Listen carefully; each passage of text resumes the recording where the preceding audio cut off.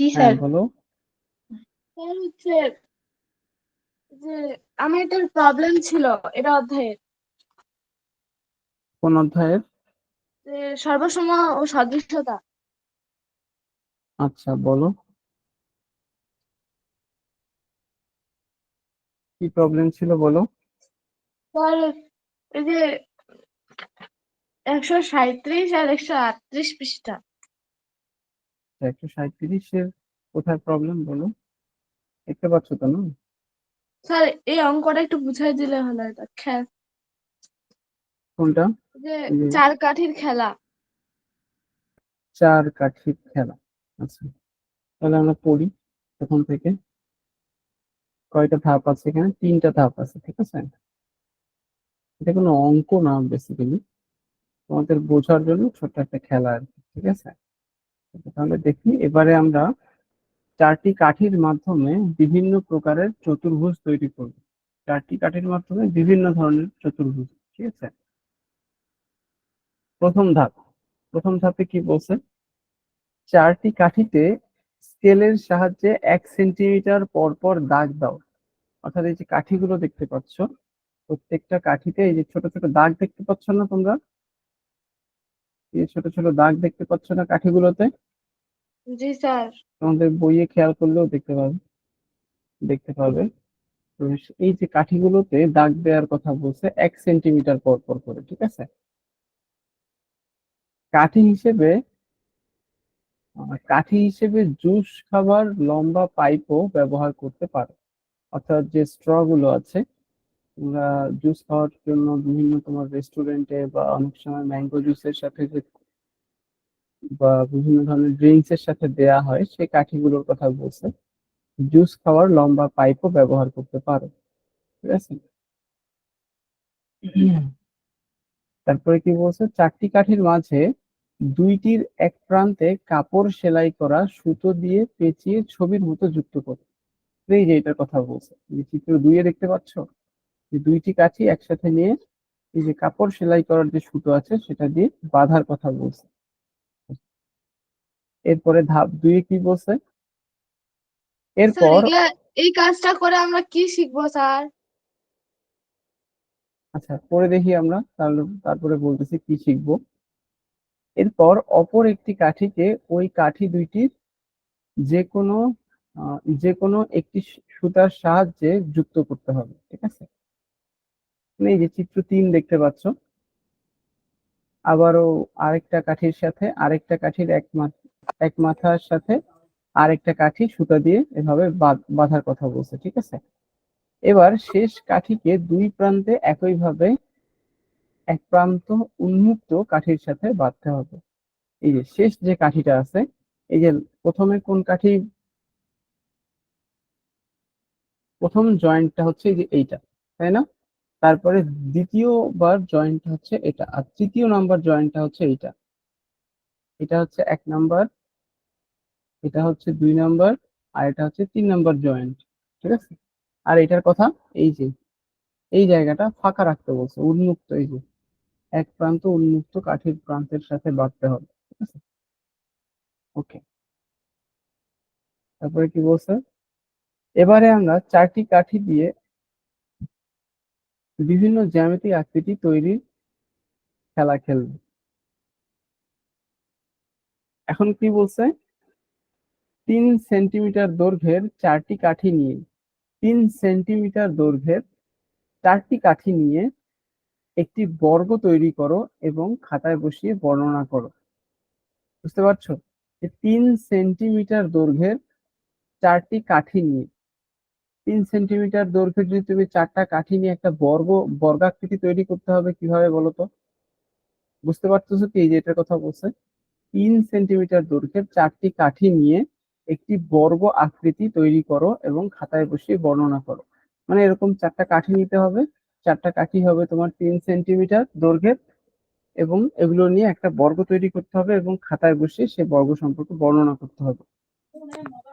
কথা হচ্ছে, কি বর্ণনা করতে হবে? এই যে বর্গ কিভাবে হয়, কিভাবে বসে, ঠিক আছে। সরি, যে একটা বর্গ কিভাবে হয়, বর্গের কোন কোনটা কেমন, প্রত্যেকটা বাহু বিপরীত বাহুগুলো সমান এবং সমান্তরাল, চারটা বাহুই একটা বর্গের সমান, এই ব্যাপারগুলো আলোচনা করার কথা বলছে। দ্বিতীয়বার কি বলছে, 2 নম্বরে কি বলছে, এইবার এই বর্গের যে কোনো একটি বাহুকে অন্য একটি বাহুর সাথে চাঁদার সাথে 60 ডিগ্রি কোণে রেখে তুলে ধরো। বুঝতে পেরেছো? অর্থাৎ এখন যে অবস্থায় কাঠিগুলোকে দেখতে পাচ্ছ, যে কাঠিগুলোকে এই যখন তুমি একেবারে সমান সমান ভাবে রাখবে, তখন কি হচ্ছে দেখো, প্রত্যেকটা কোণ কিন্তু 90 ডিগ্রি, তাই না? বুঝতে জি পারছো স্যার। জুয়াইরিয়া? প্রত্যেকটা কোণ জি কিন্তু স্যার। 90 ডিগ্রি করে, হ্যাঁ, প্রত্যেকটা কোণ হচ্ছে তোমার 90 ডিগ্রি করে। কিন্তু যখন তুমি কোনো একটা কোণকে 60 ডিগ্রি করবে, তখন কেমন হবে বলো তো দেখতে, সেটা দেখতে রম্বস হয়ে যাবে না? এরকম হয়ে যাবে না? আর তুমি কিন্তু এই যে এটা যদি চারটা কোণা বেঁধে দাও, তাহলেও কিন্তু সুতা দিয়ে যদি কোনো একটা মানে এই চারটা কোণা তুমি বেঁধে দাও, তারপরেও কিন্তু তুমি এটাকে বাঁকা করতে পারবে, ঠিক আছে? তো সেটাই সেটাই করার কথাই বলছে, যে 60 ডিগ্রি কোণে বাঁকানোর কথা বলছে। আর এই কোণটা যদি 60 ডিগ্রি হয়, তাহলে বাকি কোন কোণগুলো কত হবে বলো তো? এইটা হচ্ছে 60 ডিগ্রি, তাহলে এই কোণটা কত হবে বলো তো? 60 ডিগ্রি। আর তাহলে এই কোণটা কত হবে? 120। 120, 100, তাহলে এটাও হবে আমাদের 120। তাহলে 120 120 কত হলো? 240। 240। 240, আর ওখানে 60 60 120, তাহলে টোটাল কত হলো বলো তো? 360। 360। তাহলে এখান থেকে একটা জিনিস আমরা জানলাম কি, যে চতুর্ভুজের চারটা কোণের সমষ্টি কত? 360 ডিগ্রি। 360 ডিগ্রি। এটা কিন্তু সবসময়, যেমন ত্রিভুজের তিনটা কোণের সমষ্টি কত? 180 ডিগ্রি। 180 ডিগ্রি। কিন্তু চতুর্ভুজের চারটা কোণের সমষ্টি 360 ডিগ্রি, এটা সবসময় মাথায় রাখবে, ঠিক আছে? ওকে। তো এটা 60 ডিগ্রি কোণে রেখে তুলে ধরো, এবং এটি 60 ডিগ্রি, এটি 60 ডিগ্রি কোণ এবং 3 সেন্টিমিটার বাহু বিশিষ্ট একটি রম্বস হবে। বুঝতে পেরেছো যেটা বললাম তোমাদেরকে? এর আগে কি ছিল, এই যে বাহুগুলো যদি 3 সেন্টিমিটার করে হয়, তাহলে কি হবে, এটা 3 সেন্টিমিটার বাহু বিশিষ্ট একটা বর্গ হবে। যদি আমরা একটা কোণকে 60 ডিগ্রি করে দেই, তাহলে কি হবে, এটা 60 ডিগ্রি কোণ বিশিষ্ট এবং 3 সেন্টিমিটার বাহু বিশিষ্ট একটি রম্বস তৈরি হবে। বুঝতে পেরেছো? জি স্যার। আচ্ছা, 3 নম্বরে কি বলছে, একইভাবে 3 সেন্টিমিটার ও 4 সেন্টিমিটার বাহু বিশিষ্ট একটি আয়ত বানিয়ে ক্লাসে তুলে ধরে শিক্ষককে দেখাও। এখন 3 সেন্টিমিটার ও 4 সেন্টিমিটার বাহু বিশিষ্ট আয়তক্ষেত্র কিভাবে বানাতে হবে, এজন্য কি কি লাগবে? তোমার 3 সেন্টিমিটারের দুটো কাঠি লাগবে এবং 4 সেন্টিমিটারের দুটো কাঠি লাগবে। এরকম হবে তখন তোমার আয়তক্ষেত্রটা দেখতে, তাই না? এটা হবে আমাদের চার জি সেন্টিমিটার স্যার। করে, আর এটা হবে আমাদের 3 সেন্টিমিটার। এটা হবে 3 সেন্টিমিটার, এটা হবে 4 সেন্টিমিটার। আর এই আয়তটাকে যদি আমরা একটা কোণ, এই দেখো আয়তক্ষেত্রের চারটা কোণ কত হয়, 90 ডিগ্রি করে হয়, তাই না? এখন এই আয়তক্ষেত্ররই কোনো একটা কোণ যদি আমি 60 ডিগ্রি করে দেই, সেক্ষেত্রে কেমন হবে, এটা একটা কি হয়ে যাবে বলো তো? সামান্তরিক। সামান্তরিক হয়ে যাবে। বুঝতে পেরেছো? এইটাই বুঝ, জাস্ট এটা বোঝানোর জন্যই তোমাদের এই দেওয়া জিনিসটা, যে এই কোণটা এই দুটো কোণ, একটা কোণ 60 ডিগ্রি হলে অটোমেটিক্যালি আরেকটা কোণ 60 ডিগ্রি হয়ে যাবে, ঠিক আছে? এখান থেকে আমরা আরো একটা জিনিস জানলাম কি বলতো, যে আমার যদি রম্বস অথবা সামন্তরিকের যদি একটা কোণ দেয়া থাকে, তাহলে আমি বাকি সবগুলো কোণ বের করতে পারবো, তাই না? পারবো কিনা বলো তো? জি স্যার পারবো। যেমন এখানে জি স্যার সামান্তরিকটা পারবো। আমরা দেখতে পাচ্ছি, সামান্তরিকের একটা কোণ আমি বলে দিলাম 60 ডিগ্রি, তার মানে তার অপোজিট যে কোণটা আছে, অর্থাৎ এই কোণটাও আমাদের কত হয়ে যাবে বলো তো? Sixty sixty degree degree 60 degree. তাহলে এই যে 60 ডিগ্রি আর 60 ডিগ্রি কত হয়, 120 ডিগ্রি। 120। তাহলে 380 হতে কতটুকু বাকি থাকে বলতো? 240 ডিগ্রি বাকি থাকে, হুম। তাই না? মানে ওই জি যে স্যার। 360 ডিগ্রি আমরা জানি চারটা কোণ মিলে হবে, তাহলে 360 থেকে আমি 120 ডিগ্রি, 60 ডিগ্রি 60 ডিগ্রি করে 120 ডিগ্রি বাদ দিয়ে দিলাম, তাহলে আমি পাবো কত? 240 ডিগ্রি আমার বাকি আছে। এখন 240 ডিগ্রি এই কোণ এবং এই কোণ, এই দুটো কোণে সমান ভাগে ভাগ হয়ে যাবে, তাই না? জি তো স্যার। সমান ভাগে ভাগ হতে গেলে কত হবে? এটা হবে 120 ডিগ্রি, আর এটাও হবে 120 ডিগ্রি। এভাবে রম্বসের ক্ষেত্রেও ঠিক একইভাবে একটা কোণ যদি আমাদের জানা থাকে, বাকি তিনটে কোণ আমরা বের করতে পারবো। আর তোমাদের এই যে এটা দিয়েছে অ্যাকচুয়ালি ক্লাসে, তোমরা যেন এভাবে করে শিখতে পারো, প্র্যাকটিক্যালি যেন ব্যাপারটা বুঝতে পারো, সেই জন্য বলা হয়েছে, এই জিনিসটা দেয়া হয়েছে তোমাদের। ঠিক আছে, এই যে চার কাঠির খেলা। ঠিক আছে, বুঝতে পেরেছো? আর কোনটা বোঝো নাই? স্যার 133 পৃষ্ঠার একটা উদাহরণ দেওয়া আছে। 133? প্রমাণ। 133-এ উদাহরণ উপরে দেওয়া আছে, স্যার। এই যে এটা। জি স্যার।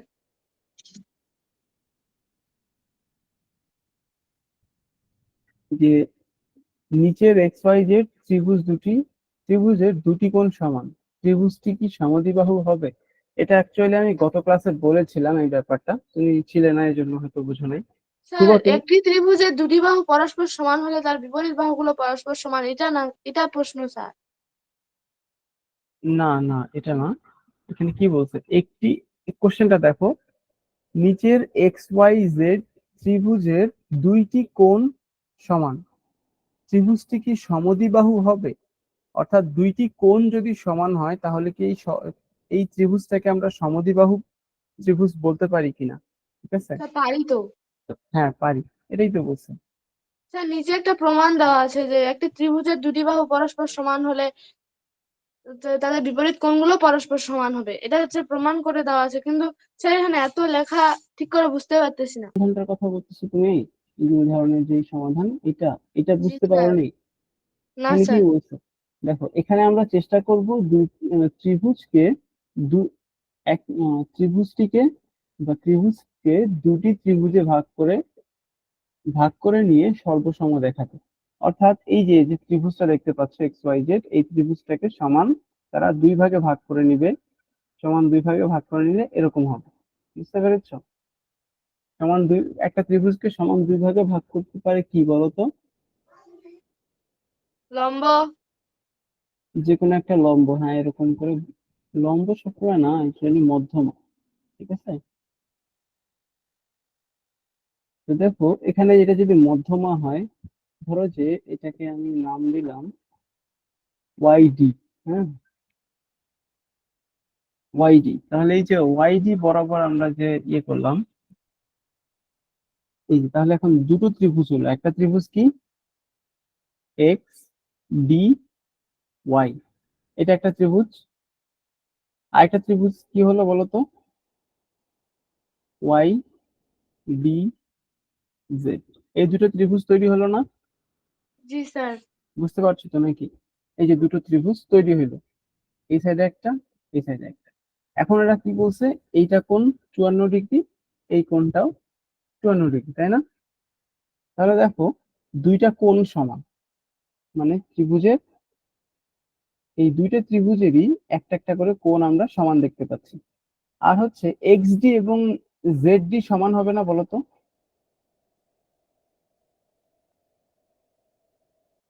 এক্স ডি এবং জেড ডি সমান হবে না? এই যে এক্স ডি বাহুটা, এক্স ডি জি স্যার সমান হবে। জেড ডি কেন সমান হবে? স্যার মধ্যমা একটি বাহুকে সমান দুই ভাগে বিভক্ত করে। হ্যাঁ, ভেরি গুড।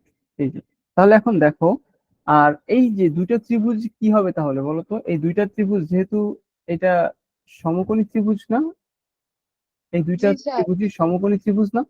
তার মানে একটা সমকোণী ত্রিভুজের দুটি বাহু যদি, তাহলে আমরা কি বললাম যে এই যে একটা হচ্ছে 54 ডিগ্রি কোণ, 54 degree is equal two 54 degree, তাই না?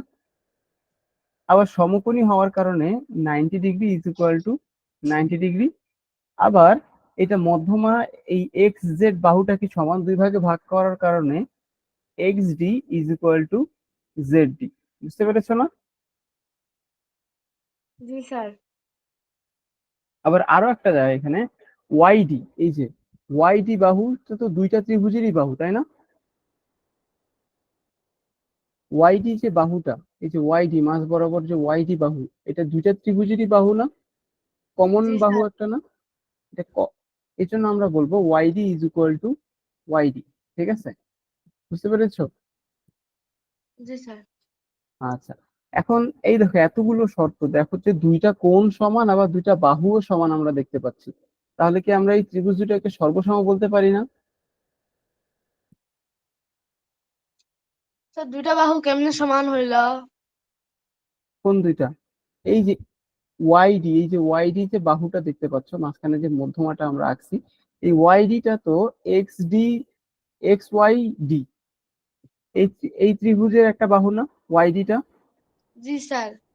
আবার ওয়াইডিটা ওয়াই জেড ডি, এইটারও তো একটা বাহু, তাই না?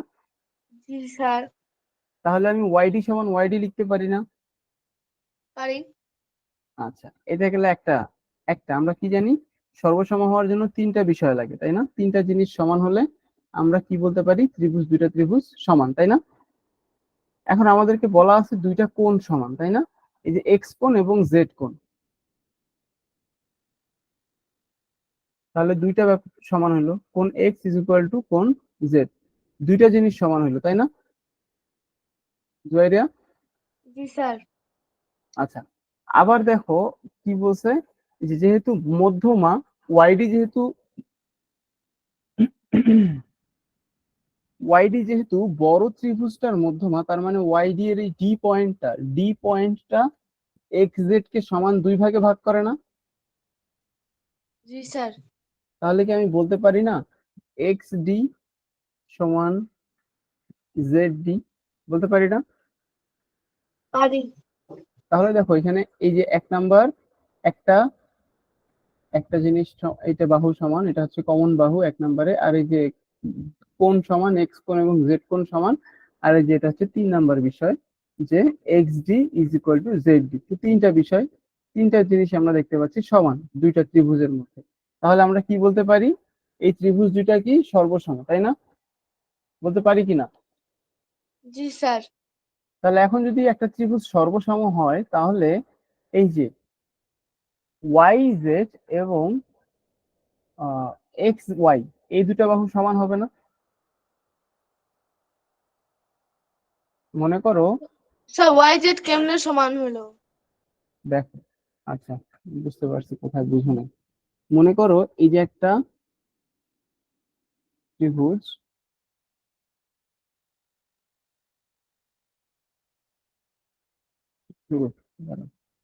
ওয়ার্ড ওপেন করে দেখো,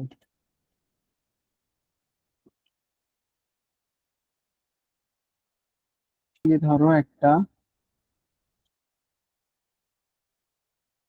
এই যে দুটো ত্রিভুজ, ঠিক আছে, এই যে দুটো ত্রিভুজ দেখতে পাচ্ছ, এই যে দুইটা ত্রিভুজ A B x Y Z, এই যে এবিসি আর এক্স ওয়াই জেড দুইটা ত্রিভুজ তুমি দেখতে পাচ্ছ। এখন দুটো ত্রিভুজেরই, আচ্ছা আমরা কি ক্লাসের রেকর্ডিং অন করেছি?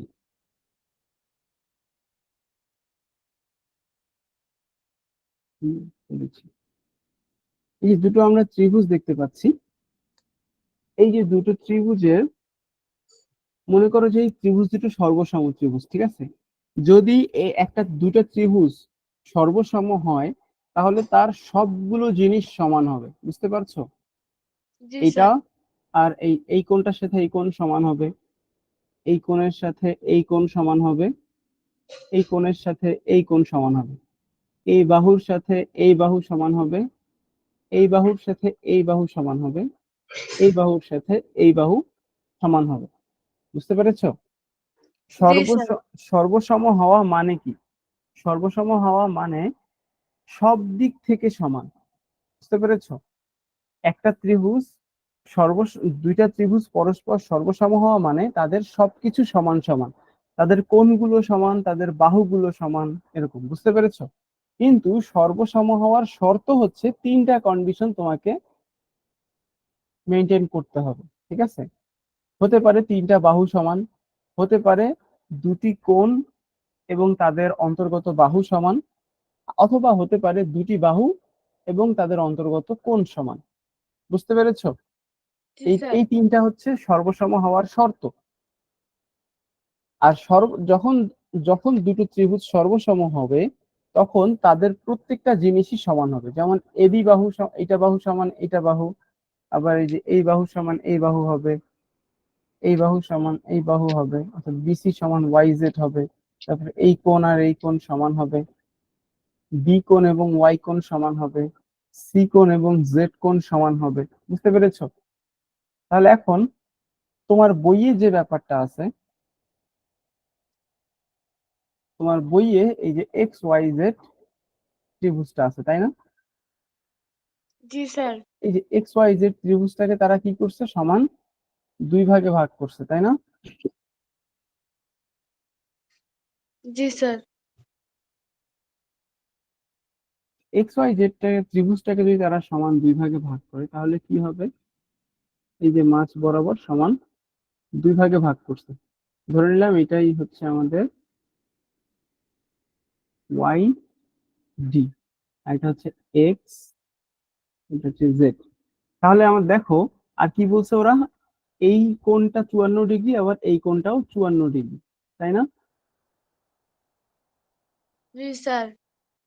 তাহলে দেখো, তাহলে আমরা বলতে পারি না এই যে এটা হচ্ছে আমার 1 নাম্বার ত্রিভুজ আর এটা হচ্ছে আমার 2 নাম্বার ত্রিভুজ, ঠিক আছে? এই যে একটা ত্রিভুজ কি, এক্স ওয়াই ডি, ঠিক আছে? আর একটা ত্রিভুজ কি, x Z D. X Z D. X Z D, x Z D কেন, ওয়াই জেড ডি?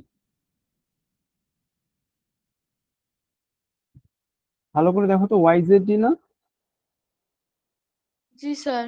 আচ্ছা, তাহলে এখন এই যে দুইটা ত্রিভুজ দেখতে পাচ্ছ, এই ত্রিভুজ দুইটার মধ্যে কোণ এক্স, কোণ এক্স সমান কোণ জেড লেখা যায় কি? চাই। আচ্ছা, আর আরেকটা বিষয় এখানে প্রমাণ করতে হবে কি আমাদের, যে এই বাহুটা এবং এই বাহুটা সমান, ঠিক আছে? এই জিনিসটা আমাদেরকে প্রমাণ করতে বলছে। তাহলে আমরা কি লিখতে পারি, কোণ এক্স এবং কোণ জেড সমান লিখতে পারি তো, তাই না? আর ওয়াইডি সমান ওয়াইডি লিখতে পারি না? ওয়াইডি সমান ওয়াইডি লিখতে পারি তো নাকি? কারণ ওয়াইডি দুইটা ত্রিভুজেরই বাহু, আর ওয়াইডি তো সমান থাকবে, চেঞ্জ হবে না। বুঝতে পেরেছো জয়রিয়া? জি স্যার। ওয়াইডি হচ্ছে আমার দুইটা ত্রিভুজেরই একটা কমন একটা বাহু, এই জন্য আমি ওয়াইডি সমান ওয়াইডি লিখতে পারি। আবার লিখতে পারি এক্স ডি সমান জেড ডি, তাই না? লিখতে পারি না? জি স্যার পারি। তাহলে দেখো এখানে তিনটা জিনিস কভার হয়ে গেল না? তাহলে আমরা কি বলতে পারি, এই যে যে ত্রিভুজ দুইটা, এই ত্রিভুজ দুইটা কি সর্বসম, ঠিক আছে? জি পারি স্যার তো বুঝতে লিখতে পারছি। নাকি? এখন যদি সর্বসম হয়, এখন দুইটা ত্রিভুজ সর্বসম হলে কি হবে? তাহলে তো আমরা এটাও বলতে পারি এক্স ওয়াই সমান ওয়াই জেড, বলতে পারি না? যেহেতু পারি। তারা সর্বসম। এই তো, এটাই বলছি। তার মানে আমরা কি জানলাম, যে এই যে দুইটা কোণ যদি সমান হয় তাহলে একটা ত্রিভুজের, তাহলে এটা তো এক্স ওয়াই জেড তো একটাই ত্রিভুজ, তাই না? এখন জি যদি স্যার। মধ্যমাটা যদি আমরা তুলে দেই তাহলে কি বলতে পারি, এক্স ওয়াই জেড তো একটাই ত্রিভুজ, তাই না? তাহলে একটা ত্রিভুজের এই যে দেখো আমরা কি করলাম, দুইটা কোণ সমান 54 ডিগ্রি 54 ডিগ্রি করে, অর্থাৎ দুইটা কোণ সমান হলে আমরা কি পাই, যে তাদের বাহুগুলো সমান। আর এই দেখো এটা হচ্ছে বিপরীত বাহু, এই যে 54 ডিগ্রির বিপরীত বাহু কোনটা, এই যে এই 54 ডিগ্রির বিপরীত বাহু হচ্ছে এইটা, অর্থাৎ জেড কোণের বিপরীত বাহু হচ্ছে এক্স ওয়াই, আবার এক্স কোণের বিপরীত বাহু হচ্ছে ওয়াই জেড। বুঝতে পেরেছো? এই বিপরীত বাহুগুলো কি হয়, সমান হয়। জি এবার স্যার। ক্লিয়ার? ক্লিয়ার তো নাকি জয়রিয়া? জি স্যার। ক্লিয়ার? জি স্যার। ওকে, এখন তাহলে আমরা পরবর্তী চ্যাপ্টারে চলে যাই নাকি? এই যে পরবর্তী চ্যাপ্টার, বাইনারির বাইনারি সংখ্যার গল্প। বাইনারি সংখ্যা সম্পর্কে তোমাদের কি আইডিয়া আছে কারো? জি স্যার, আরেক আছে কম্পিউটারের ভাষা বাইনারি সংখ্যা। কম্পিউটারের ভাষা, আচ্ছা। আর কারো কোনো 0 আইডিয়া আর আছে? 1 দ্বারা প্রকাশ করা হয়। আচ্ছা, রামিসা কি আছো ক্লাসে? রামিসা, শুনতে পাচ্ছ আমাকে? রামিসা, সুবা, জি স্যার। সুবা ক্লাসে আছো? জি স্যার। আচ্ছা, তোমরা দুজন বাইনারি সংখ্যার গল্প সম্পর্কে কোনো কিছু জানো? বাইনারি সংখ্যা জিনিসটা কি, এটা কেন আমাদের জানতে হবে, কোনো আইডিয়া আছে তোমাদের?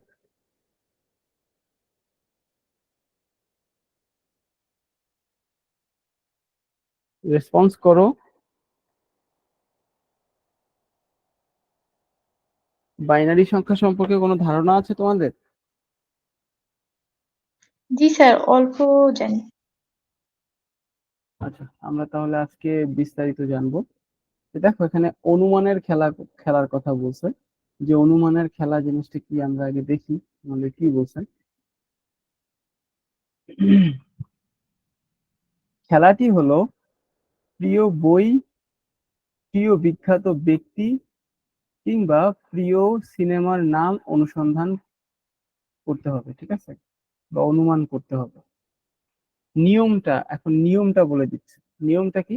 লটারি করে ক্লাসের সামনে একজন যাবে এবং প্রিয় কোনো বই, বিখ্যাত ব্যক্তি বা সিনেমার নাম মনে মনে করে যাবে, ঠিক আছে।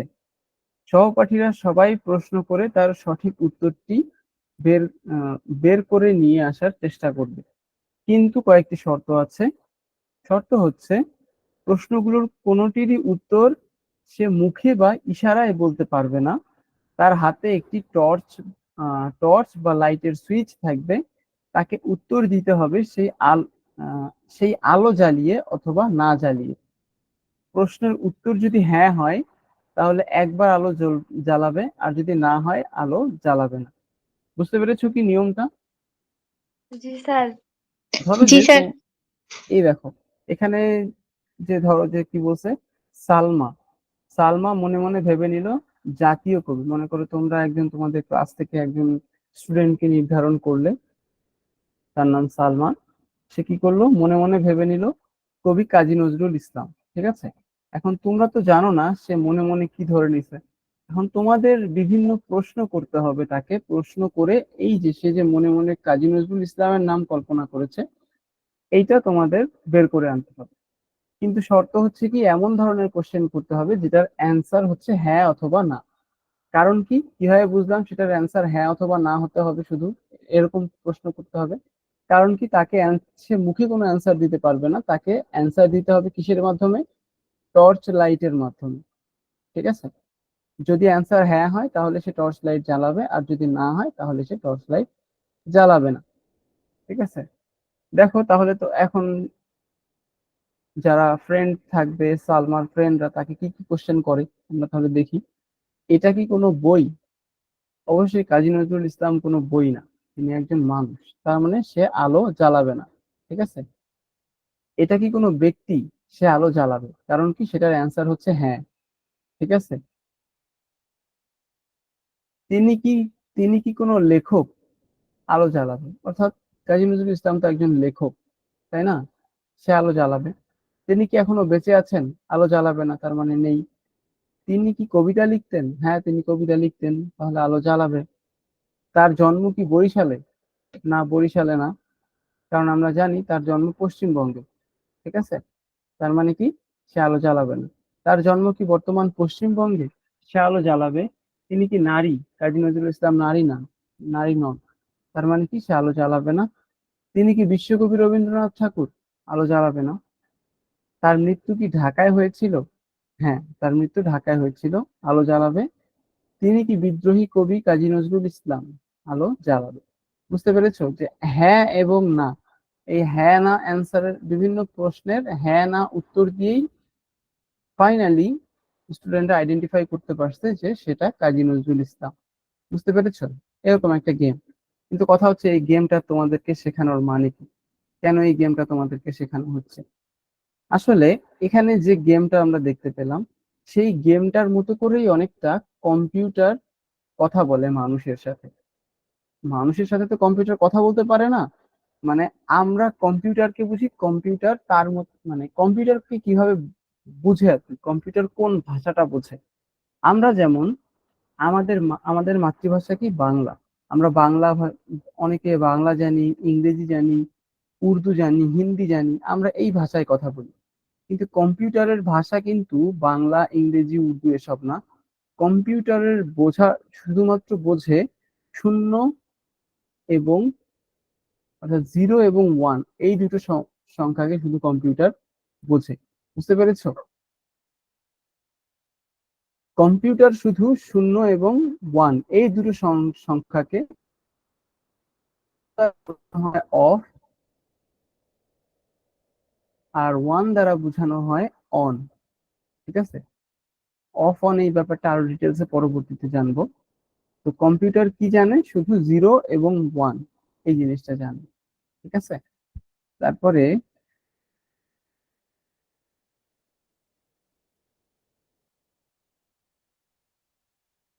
আর কি জানাতে হবে তোমাদের? আচ্ছা, এই যে এই জিনিসটা দেখো, যে যদি গাণিতিক ভাবে হ্যাঁ হ্যাঁ হলে 1 এবং না হলে 0 ধরে নেই, তাহলে বিদ্যুতের উপস্থিতি মানে 1 আর অনুপস্থিতি মানে 0, 0 দাঁড়ায়। এই যে দেখো, এখন কিন্তু সুইচের বদলে তারা 0 এবং 1 কে নিয়ে আসতেছে, অর্থাৎ তারা ধীরে ধীরে যাচ্ছে।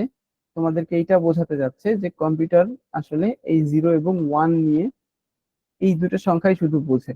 ঠিক আছে? আর কম্পিউটার বলতে শুধু কম্পিউটার না, সেটা হতে পারে তোমার computer, television, mobile phone, calculator, যত ধরনের ডিজিটাল ডিভাইস আছে, যে ডিভাইস গুলো কি করতে পারে, গণনা করতে পারে বা ক্যালকুলেট করতে পারে, তারা সবাই শুধু 0 এবং 1 এই দুটো সংখ্যা বোঝে, আর কোনো সংখ্যা তারা বোঝে না। ঠিক আছে? বা কোনো ডিজিট তারা বোঝে না। এখন কথা হচ্ছে, তাহলে তো ক্যালকুলেটরের মাধ্যমে আমরা কি করি? ধরো যে ক্যালকুলেটরের মাধ্যমে আমি যদি বলি তুমি 13 + 7 কত হয়, সে আমাকে অ্যান্সার বলে দিতে পারে 20। ঠিক আছে? তাহলে এটা কিভাবে সম্ভব? কারণ আমরা শিখলাম কি, কম্পিউটার, ক্যালকুলেটর, টেলিভিশন, মোবাইল, এরা শুধু 0 এবং 1 কে বোঝে।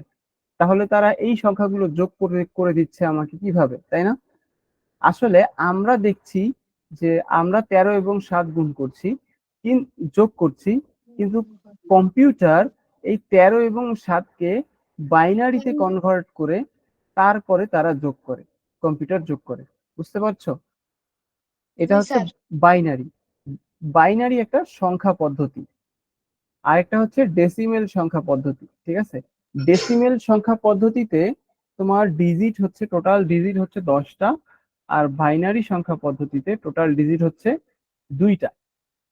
ডেসিমেল সংখ্যা পদ্ধতি কোনটা কি জানো তোমরা? আমরা জি সাধারণত স্যার। আমরা সাধারণত যে সংখ্যা পদ্ধতি ব্যবহার করি সেটাই হচ্ছে ডেসিমেল সংখ্যা পদ্ধতি।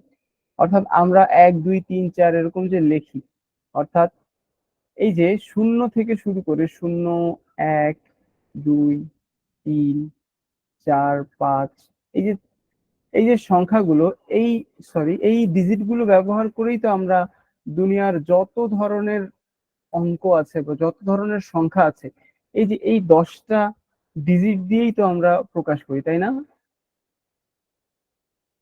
এই যে এখানে 10টা ডিজিট আছে দেখো, 0 থেকে 9 পর্যন্ত টোটাল 10টা ডিজিট আছে। এই 10টা ডিজিট দিয়েই কিন্তু আমরা সকল ধরনের ম্যাথমেটিক্যাল ক্যালকুলেশন, তারপরে হচ্ছে যে কোনো সংখ্যা লেখা, সবকিছু করে থাকি। যেমন ধরি 1000 ধরি একটা সংখ্যা, বা 1010। ঠিক আছে? বা 1049 একটা সংখ্যা নিলাম। দেখো এই সংখ্যাটা কি, এই যে 0 1 4 এবং 9 দ্বারা গঠিত। এই ডিজিট গুলো দিয়েই গঠিত, এই যে এই 10টা ডিজিটের মধ্যেই গঠিত। আচ্ছা, তোমরা কি কখনো এমন কোন সংখ্যা দেখেছো ডেসিমেল পদ্ধতিতে, যেটা এই 10টা সংখ্যার বাহিরে কোনো কোনো কিছু দিয়ে গঠিত? এমন কি কোনো সংখ্যা পৃথিবীতে আছে নো স্যার। ডেসিমেল নো সংখ্যা স্যার। পদ্ধতিতে? নেই। ঠিক আছে, তো এটা হচ্ছে আমরা বুঝি, এই ডেসিমেল সংখ্যা পদ্ধতিটা আমরা বুঝি, কিন্তু কম্পিউটার এই ডেসিমেল সংখ্যা পদ্ধতি কিংবা বাংলা ইংরেজি এসব ভাষা বোঝে না। কম্পিউটার কি বোঝে? শুধু শূন্য এবং এক, অর্থাৎ শূন্য এবং এক কয়টা কয়টা ডিজিট এখানে? এই যে শূন্য একটা ডিজিট, এক একটা ডিজিট, টোটাল কয়টা ডিজিট এখানে? দুইটা, দুইটি ডিজিট। ঠিক আছে, এই দুইটি ডিজিট জন্য এটাকে বলা হচ্ছে বাইনারি। ঠিক আছে, বাইনারি, বাই শব্দের অর্থ টু। এই যে বাইসাইকেল বলা হয় কেন বলতো? বাইসাইকেল, আমরা যে সাইকেল চালাই সেটাকে বাইসাইকেল বলা হয় কেন জানো? এই বাই মানে হচ্ছে গিয়ে দুই, আর সাইকেলের থাকে দুইটা চাকা, যার কারণে এটাকে আমরা বলি বাইসাইকেল। তেমনি ভাবেই এই যে বাইনারি, বাইনারি কথাটি যে বাই দ্বারা বোঝাচ্ছে যে এই সংখ্যা পদ্ধতি, বাইনারি সংখ্যা পদ্ধতিতে টোটাল অঙ্কর সংখ্যা হচ্ছে গিয়ে এই যে বাইনারি সংখ্যা পদ্ধতিতে এই যে বিআই দিয়ে বোঝাচ্ছে যে এখানে ডিজিট হচ্ছে দুইটা, দুইটা এই সংখ্যা পদ্ধতিতে ডিজিট হচ্ছে দুইটা, যে কোনো দুইটা সংখ্যা দিয়েই এই দুটো অঙ্ক দিয়েই আমরা সব ধরনের জিনিস প্রকাশ করতে পারি। ঠিক আছে, এখন তোমাদেরকে কিছু উদাহরণ দেই। যেমন আমরা যখন যেমন কি বলি, এক, এই যে এক, দুই, তিন, চার, পাঁচ, এগুলো আমরা এগুলো জানি না, এগুলো হচ্ছে আমরা বুঝি, এক, দুই, তিন, চার, পাঁচ। কিন্তু কম্পিউটার কি বলছে জানো? কম্পিউটার বাইনারি সংখ্যা পদ্ধতিতে এককে এক জানে, দুইকে জানে এক শূন্য, তিনকে জানে এক এক, বুঝতে পারছো কি? চারকে জানে, চারকে সে বোঝে এক শূন্য শূন্য, এবং পাঁচকে বোঝে এক শূন্য এক। বুঝতে পেরেছো? দেখো এই যে এই সাইডের যে তোমাদের রাইট সাইডের যে সংখ্যাগুলো, সেগুলো সবগুলোই কিন্তু শূন্য এবং এক দিয়ে গঠিত, তাই না? দেখতে বুঝতে পারছো কি? রাইট সাইডে যতগুলো সংখ্যা আমরা দেখতে পাচ্ছি সেগুলো হচ্ছে কি শূন্য এবং এক দিয়ে গঠিত। তার মানে আমরা যখন একটা ক্যালকুলেটর বা কম্পিউটারকে বলি তুমি 4 এবং 5 যোগ করে ফলাফল কত হয় সেটা আমাকে দাও, ঠিক আছে, সে আমাকে কি দেয়? 9 দেয়। ঠিক আছে, এটা সে কিভাবে দেয়? তখন কি করে সে? তখন আসলে সে এই যে বাইনারি সংখ্যা পদ্ধতিতে 100 প্লাস 101 এইটা যোগ করে, এইটা যোগ করে 9 এর যে বাইনারি সেটা সে পায়। 9 এর বাইনারি সংখ্যা কি বলতো? তোমাদের জানতে হবে না যে কোনটার বাইনারি সংখ্যা কি, জাস্ট আমি তোমাদেরকে বোঝানোর জন্য বলতেছি। ঠিক আছে, 9 এর বাইনারি সংখ্যা হচ্ছে 1001। কম্পিউটার 9 কে, 9 আমরা যেভাবে 9 কে দেখলেই চিনতে পারি 9, যোগ করলে হচ্ছে 201। 201 কিন্তু না, বাইনারি সংখ্যা পদ্ধতিতে যোগফল সাধারণ আমরা যে ডেসিমেল সংখ্যা পদ্ধতির যোগফল এরকম না। বাইনারিতে যদি আমরা এটা যোগ করি সেটা আমরা পাবো এই যে এরকম 1001। কারণ এটা তো এই যে তুমি এই নিচের যে যোগটা দেখতে পাচ্ছ 4 আর 5 যোগ করলে কত হয়? 9 হয়। এটা হচ্ছে ডেসিমেল সংখ্যা পদ্ধতি, যেটা আমরা ইউজ করি আমাদের ডেইলি লাইফে। ঠিক আছে, ডেসিমেল সংখ্যা পদ্ধতি, ডেসিমেল সংখ্যা পদ্ধতির যোগ হচ্ছে এটা। কিন্তু উপরে আমরা যেটা দেখতে পাচ্ছি 100 প্লাস 101, এটা সমান সমান কত? 1001। এটা হচ্ছে গিয়ে বাইনারি সংখ্যা পদ্ধতির যোগ। ঠিক আছে, আমরা আমাদের অঙ্ক বইয়ে বা আমাদের দৈনন্দিন জীবনে যে যোগ যোগ বিয়োগ গুণ ভাগ ইউজ করি সেগুলো সবগুলোই হচ্ছে কি ডেসিমেল সংখ্যা পদ্ধতি। কিন্তু কম্পিউটার তো ডেসিমেল বোঝে না, কম্পিউটার বোঝে কি বাইনারি। ঠিক আছে, বুঝতে পেরেছো? জি স্যার। ডেসিমেলে আমরা যেভাবে দুটো সংখ্যা যোগ করি, কম্পিউটার সেভাবে দুটো সংখ্যাকে যোগ করে না, কম্পিউটার এভাবে বাইনারিতে যোগ করে সংখ্যাগুলোকে। বুঝতে পেরেছো? তো যোগ করে হয় কত? এই যে 109। যখন সে 109 পায়, 109 এর বদলে সে আমাদেরকে শো করে 9, মানে 101 এর বদলে সে আমাকে শো করে এরকম করে 9 শো করে। বুঝতে পেরেছো? 1001 না? হ্যাঁ 1001, 1001-এর পরিবর্তে সে আমাকে 9 শো করে। বুঝতে পেরেছো? ক্লিয়ার? মানে ডেসিমেল সংখ্যা পদ্ধতি এবং বাইনারি সংখ্যা পদ্ধতির ব্যাপারটা বুঝতে পেরেছো তো নাকি?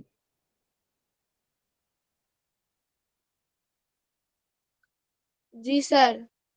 তবে আরেকটা জিনিস দেখো, এই যে যোগফল যেটা এসেছে, যোগফলটাও কিন্তু দেখো 0 এবং 1-এর মাধ্যমে গঠিত। বুঝতে পারছো?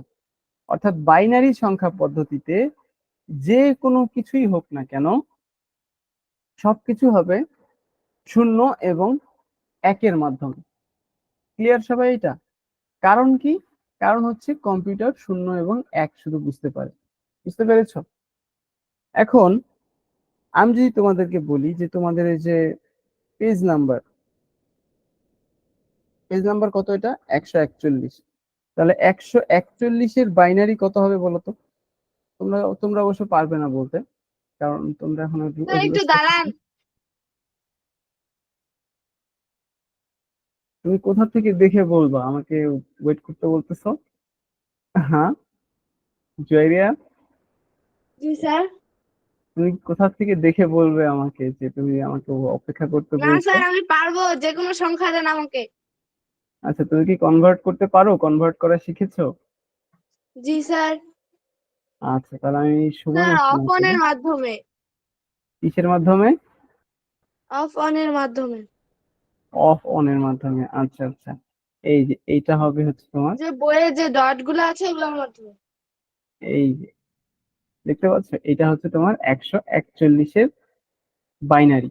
অর্থাৎ তুমি যদি 141 বোঝাইতে চাও কম্পিউটারকে, তাহলে তোমাকে এইটা দেখাতে হবে কম্পিউটারকে। তাহলে কম্পিউটার বুঝবে যে এটা 100, তুমি 141 তাকে বোঝাতে যাচ্ছ। তুমি যদি 141 দাও, সে কখনোই বুঝবে না, তাকে দিতে হবে 10001110। এইটা মানে হচ্ছে 141। বুঝতে কিন্তু পেরেছো? স্যার তো কম্পিউটারকে তো আমাদের ডেসিমাল সংখ্যাগুলাই তো লেখা হয় না, তারপর কম্পিউটার নিজে নিজে কনভার্ট করে। হ্যাঁ, কম্পিউটার নিজে নিজে সেগুলোকে কনভার্ট করে আমাদেরকে সে ফলাফলগুলো দেখায়। ঠিক আছে? মানে কম্পিউটারের ইন্টারনাল ভেতরের কাজগুলো হয় আর কি, সেটা বলতেছি। কম্পিউটারের ভেতরের কাজ এগুলো, যেগুলো আমরা সাধারণভাবে দেখতে পাই না। ঠিক আছে? ওকে, আমরা তাহলে এখন পরবর্তী পোর্শনে চলে যাব। আমরা এই দেখো এখানে কি বলছে। তাহলে আমরা এখানে কি লিখতে পারি বলতো, এই যে এই পোর্শনটাতে? তাহলে যন্ত্রের গণনা পদ্ধতিতে এই যে ড্যাশ এবং ড্যাশ, এই দুটি সংকেত রয়েছে। বলতো এখানে কি হবে ড্যাশ দুটাতে? 0 এবং 1। 0 এবং এক। 1, এক। এই দুটি সংকেত রয়েছে। তার মানে কি বাইনারি বাইনারি সংখ্যা পদ্ধতিতে কয়টি সংকেত রয়েছে এবং কি কি যদি বলা হয় তাহলে কি বলবো আমরা? দুইটি। 2টি, এবং সেগুলো হচ্ছে 0 এবং 1। 1। স্যার 141-এর যে বাইনারিটা বাই করলেন ওটা কত বললেন? 10001110। আচ্ছা, কিন্তু স্যার তারপর আমার তো আসছে 10001101। সরি সরি সরি, 1101, হ্যাঁ একটা 1 দিতে ভুলে গেছি, সরি। ঠিক আছে, 1101, ঠিক আছে স্যার তোমার। এটা কিভাবে আসছে? আচ্ছা, আমরা শিখবো, ঠিক আছে? তোমাদের পরবর্তীতে এই যে বিভিন্ন ডটের মাধ্যমে শেখা যায়, আমরা এখানে শিখবো। ঠিক আছে? আর এখানে দেখো নিচে কি বলছে, যে আমরা সাধারণত গণনা করতে বা সংখ্যা লিখতে কয়টি সংকেত বা অঙ্ক ব্যবহার করি সেগুলো লিখে নিচের সারণীটি পূরণ করো। আমি কিন্তু কিছুক্ষণ আগেই তোমাদেরকে বলেছি যে আমরা যে ডেসিমেল সংখ্যা পদ্ধতিতে যে অঙ্কগুলো ব্যবহার করি সেগুলো কয়টি বলতো? 10টি। 10টি। 10টি। 10টি কি কি? এই যে 0 থেকে 9 পর্যন্ত, 0, 1, 2, 3, 4, 5, 6, 7, 8 এবং 9। এই যে এই 10টি, এটা লিখতে বলছে এখানে। আচ্ছা, এখন আমরা এই জায়গাটাতে দেখবো, এই যে এই ঘরটা, এই ঘরে এই বক্সটাতে কি বলা আছে। দশমিক পদ্ধতিতে আমরা 0 থেকে 9 পর্যন্ত চিহ্নগুলোকে অঙ্ক বা ডিজিট বলি। ঠিক আছে, এটাকে কি বলে? অঙ্ক বা ডিজিট বলে। আচ্ছা, একটা জিনিস অনেক সময় কনফিউশন ক্রিয়েট হয় স্টুডেন্টদের মাঝে, সেটা হচ্ছে গিয়ে অঙ্ক ডিজিট, অঙ্ক বা ডিজিট আর হচ্ছে সংখ্যা। ঠিক আছে, নাম্বার অথবা সংখ্যা। সংখ্যা জিনিসটা কি বলতো? স্যার হচ্ছে পৃথিবীর যতগুলা মানে সংখ্যা আছে, 0 থেকে 9 9 পর্যন্ত, এই অঙ্কগুলো দ্বারা যেগুলা অঙ্ক তৈরি হয়েছে, সংখ্যা তৈরি হয়েছে, ওগুলা এই- বলা সংখ্যা। হ্যাঁ, এই যে 12, এটা কি একটা সংখ্যা? সংখ্যা কারণ কি, সে এই যে এই সংখ্যাটা কয়টা ডিজিট নিয়ে গঠিত? দুইটি দুইটা। ডিজিট বা দুইটি অঙ্ক নিয়ে গঠিত। একটা হচ্ছে 1, একটা হচ্ছে 2। ঠিক আছে, একটা সংখ্যা ধরো যে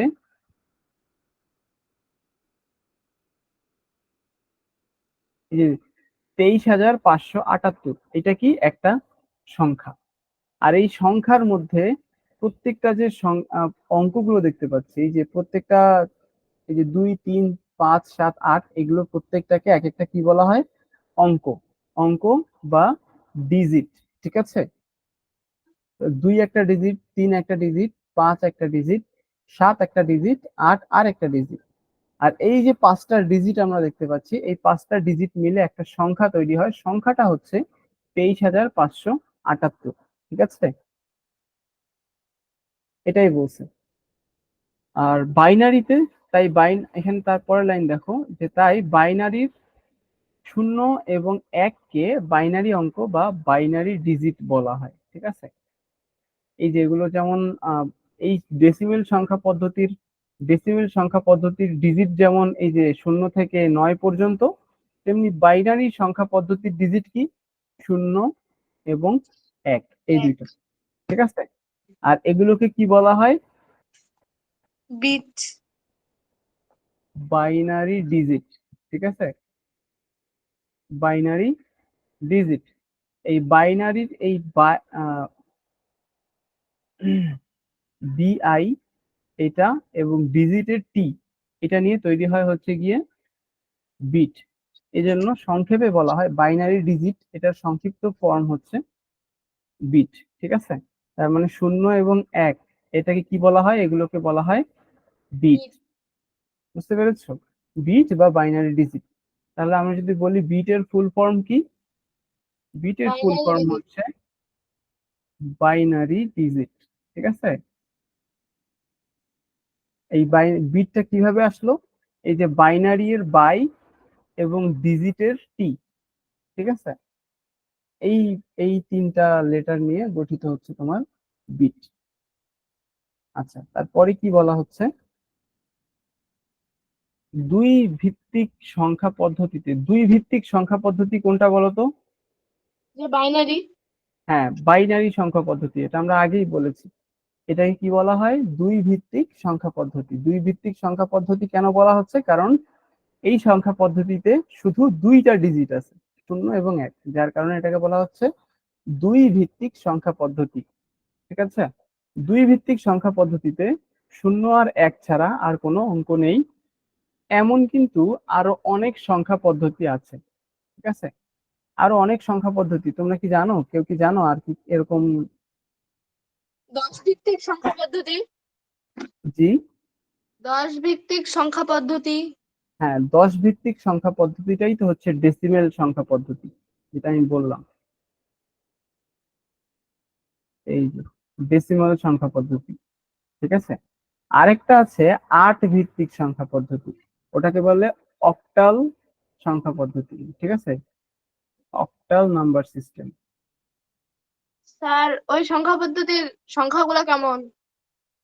এখানে সংখ্যা পদ্ধতির হচ্ছে 1 থেকে 8, 0 থেকে 7 পর্যন্ত। 0, 1, 2, 3, 4, 5, 6, 7, এই এই 8টা সংখ্যা মানে ডিজিট নিয়ে ওই সংখ্যা পদ্ধতিটা গঠিত। ঠিক আছে, আরেকটা হচ্ছে গিয়ে হেক্সাডেসিমেল।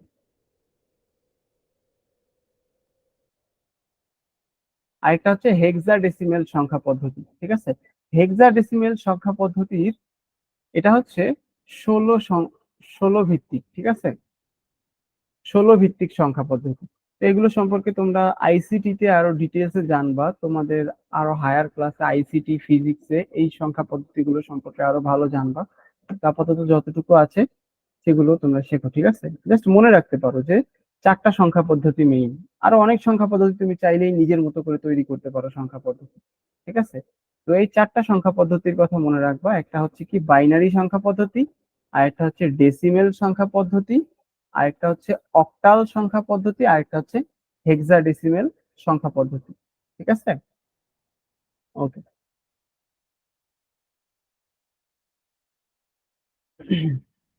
আচ্ছা, তুমি কি ব্রাজিলের পিরাহা উপজাতির কথা শুনেছো? তাদের বসবাস হলো আমাজন বনের গহীনে গহীন জঙ্গলে, ঠিক আছে? সভ্যতার সাথে ওদের কোনো ওদের সম্পর্ক নেই মোটেই। জ্ঞান বিজ্ঞান তো দূরের কথা, তাদের বর্ণমালা, ভাষার শব্দ ও গণনা পদ্ধতিও খুবই সীমিত। তারা 1 এবং 2 এর বেশি গণনা করতে পারে না।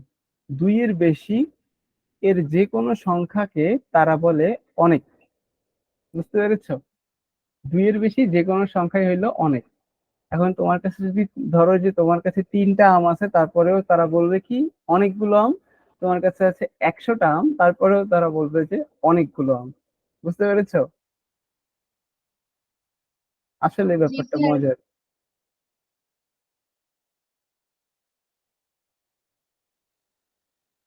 তো কেমন হয় আমরা যদি 2 ভিত্তিক পদ্ধতিতে গণনা করা শিখতে পারি?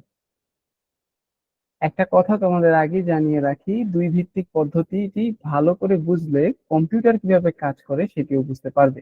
শুধু তাই নয়, কম্পিউটারের অনেক সমস্যা তুমি নিজেই বুঝে সমাধান করতে পারবে। আচ্ছা, তাহলে আমরা এখন 2 ভিত্তিক সংখ্যা পদ্ধতিটা শিখবো, ঠিক আছে?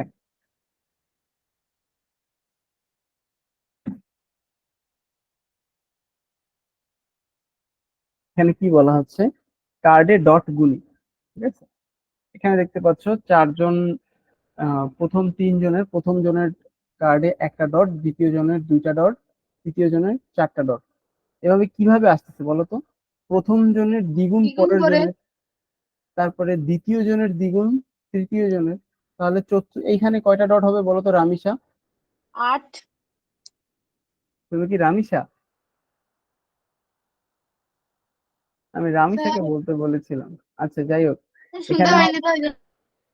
আচ্ছা, এখানে হবে টোটাল 8টা। কেন 8টা হবে? কারণ এখানে আছে 4টা ডট। এই 4টা ডটকে দ্বিগুণ করলে হয় 8টা, তার মানে এখানে হবে 8টা ডট, ঠিক আছে? এই যে, আর এখানে কিন্তু ওটাই কথাই বলছে যে বুদ্ধি খাটাও, চতুর্থ জনের কার্ডে কয়টি ডট থাকবে, কিভাবে উত্তর নির্ণয় করলে, ঠিক আছে? চতুর্থ জনের কাছে থাকবে 8টি ডট, ঠিক আছে? আর কিভাবে নির্ণয় করলাম? যে দ্বিগুণ করে, বুঝতে পেরেছো? যে আমাদের কার্ডের ডট গুলো বাড়ছে দ্বিগুণ করে, এই জন্য আমরা বুঝতে পারলাম। আচ্ছা, এখন এই যে এটাতে দেখো, প্রতিটি কার্ডে ডটের সংখ্যার সাথে তার আগের ডটের সম্পর্ক কি? সম্পর্ক হচ্ছে দ্বিগুণ। তোমরা আবার এভাবে 2x লিখো না, তোমরা কিন্তু দ্বিগুণ লিখো, ঠিক আছে? আমি জাস্ট সংক্ষেপে লিখছি 2x। ওকে।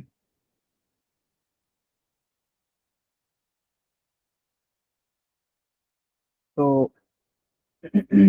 এখানে নতুন আরেকটা খেলার কথা বলা হচ্ছে। তো আমরা ইনশাল্লাহ নেক্সট দিন আমরা এরপর থেকে কন্টিনিউ করব, ঠিক আছে? আজকে আমাদের ক্লাসটা এই পর্যন্তই থাকবে। আর তোমরা এই জিনিসটা একটু দেখবা, এই যে এখানে কি বলছে, এই যে পরবর্তী যে আরেকটা খেলা, ঠিক আছে? সেম আগেরটার মতোই অনেকটা, ঠিক আছে? বাট এখানে আমরা কি করব, কার্ড ব্যবহার করব, একটা 1 এবং আরেকটা 0, ঠিক আছে? কিভাবে করব এটা তোমরা দেখবে। ওকে, কিভাবে এই খেলাটার কথা বলছে, এই খেলাটা কেন দেয়া হয়েছে, ইন ডিটেলস আমরা পরবর্তীতে জানবো। এই যে দেখো, এই সবগুলো জিনিস কি কি খেয়াল করার কথা বলছে, কি কি টাস্ক আমাদেরকে দিচ্ছে, কিভাবে কিভাবে খেলতে হবে, ঠিক আছে? আর এই যে অ্যালগোরিদম, অ্যালগোরিদম জিনিসটা কি আমরা ইন ডিটেলস এ নেক্সট ক্লাসে আরো ভালোভাবে জানবো। ওকে। ওকে, আজকের ক্লাস নিয়ে কারো কোনো ডাউট আছে? আজকের ক্লাসে কোনো কিছু বোঝোনি এমন কোনো কিছু আছে?